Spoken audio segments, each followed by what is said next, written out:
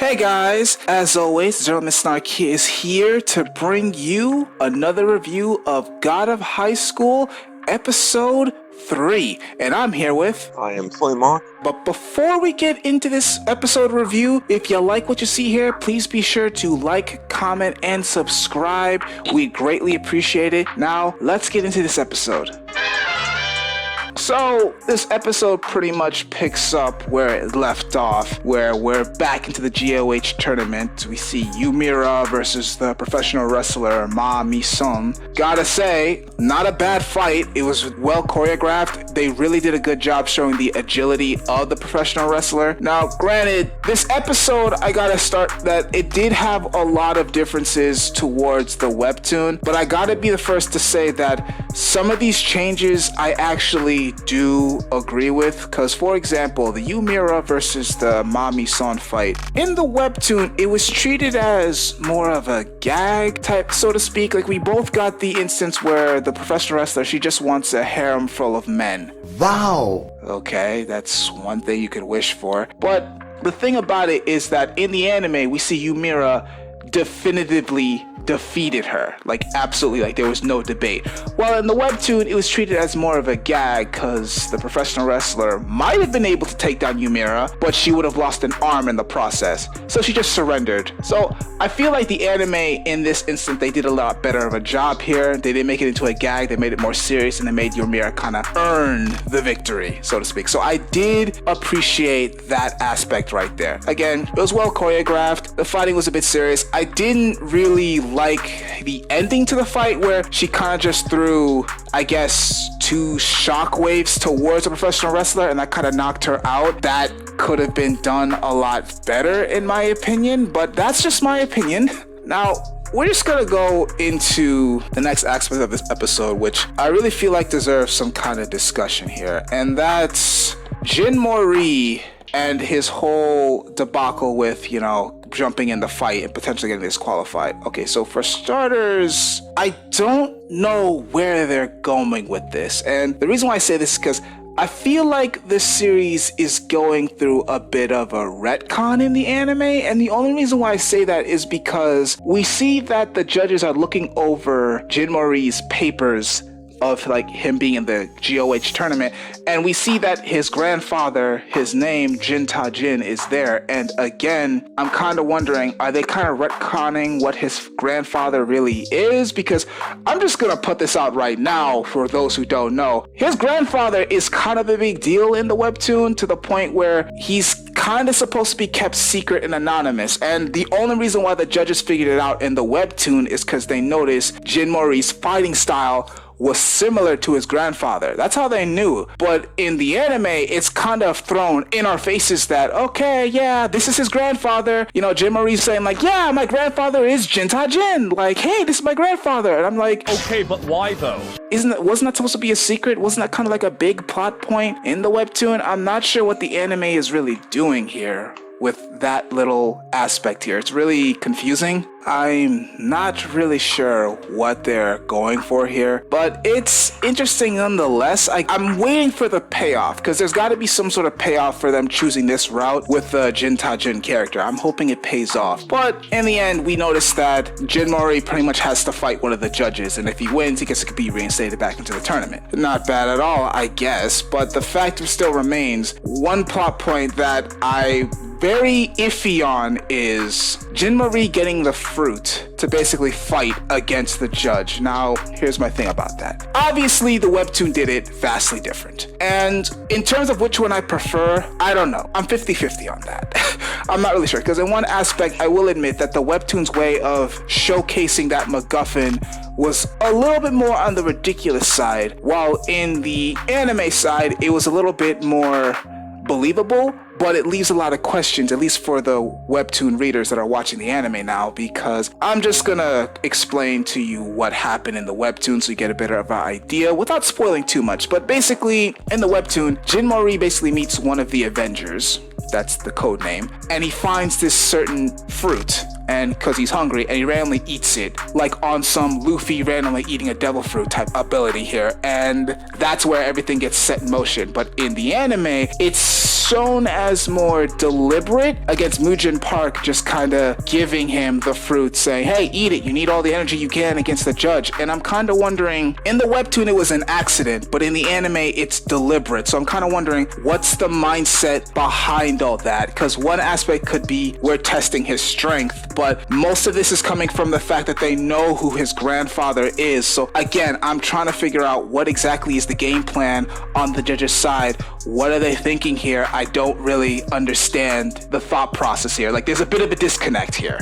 With the disconnect there, honestly, this could really show us towards where this might go anywhere. I'm waiting to see where this will lead us. I'm not gonna go right out of my way to kind of fault it, but it could be interesting down the line. Now, we go to Han Dai, and we finally get to see what makes Han Dai tick, so to speak.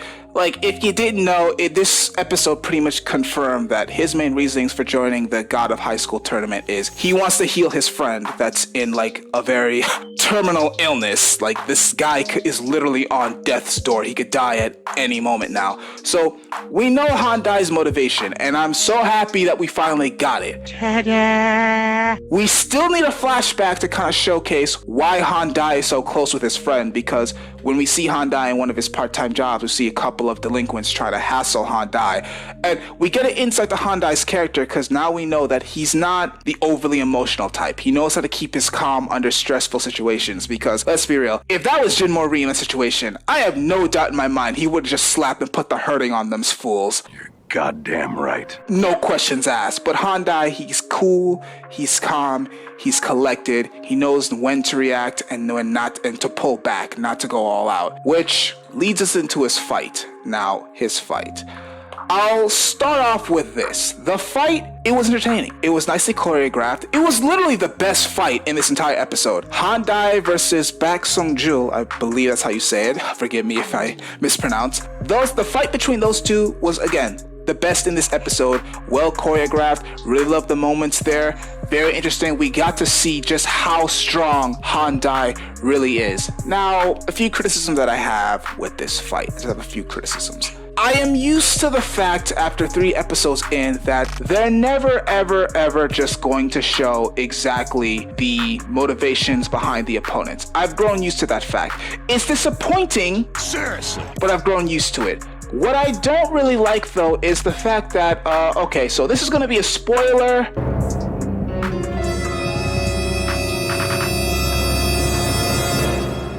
The character, Bak Sung-jul, he's supposed to be a very prominent character throughout the entire series. So why they're not giving him a proper backstory now is a bit interesting here. Maybe they'll do it later on when he becomes more prominent throughout the series, but as of right now, I'm kind of finding it interesting that they pulled back. The fight, again, I did like, except for one thing, because we know that he's the type that he thinks and then he acts. He's kind of a Sherlock Holmes character where he's smart, but he's also can fight. He's tough. He's able to analyze his opponents and react accordingly.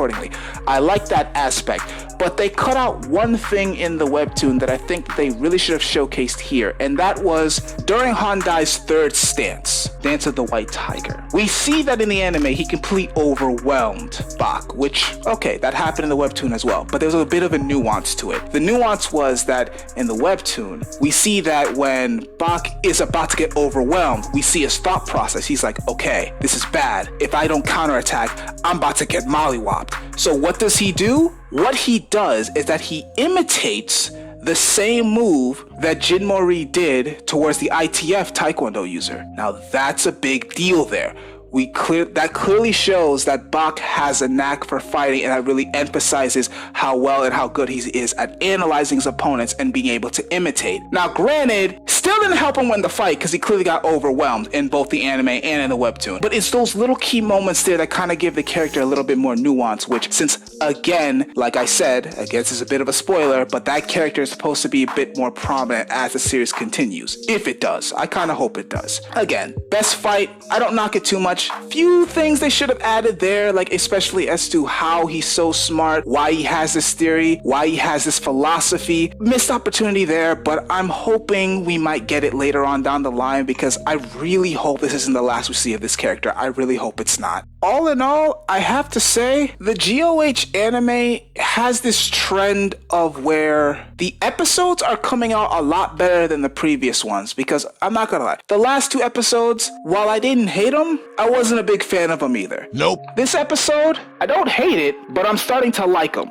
Just a bit. I'm starting to like them just a bit. Because now the differences between the webtoon and the anime, they're starting to look a little bit more reasonable in my eyes. Because keep in mind, I had to go back and read to make sure that at least these changes that they're doing make some kind of sense. And some of them do. Some of them do. Again, making the Ymira fight between the pro wrestler into more of a serious exchange where Ymira actually earned the victory rather than a gag. I appreciated that. I thought that was a well-deserved change. However, the change between how Jin Marie gets that sacred fruit, I'm still a little bit iffy on. I'm siding a little bit towards the anime just a little bit, only because it makes more sense than him just randomly finding it by accident than eating it. However, if we go with the anime side, we have to kind of explain what's Mujin Park's intention. What is he really up to? It just begs a lot of questions. And again, this is coming from a webtoon perspective. I don't understand what's the game plan with that, especially since they clearly know who Jin Ta-jin is. And again,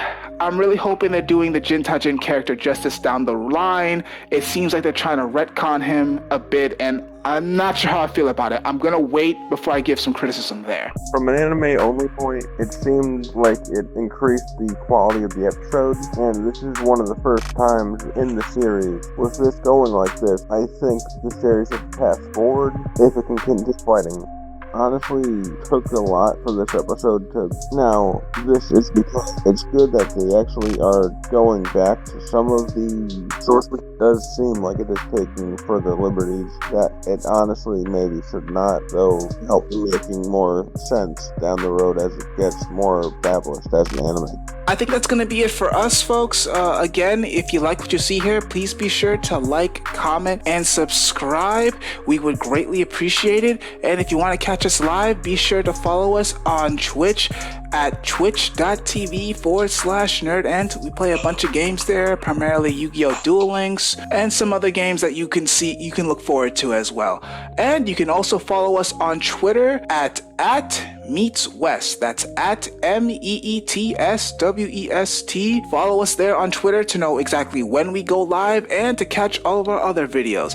Now, that's going to be it for us. As always, I am the Gentleman Snark. And I am Slimhawk. And we'll catch you guys in the next video. See ya. Later.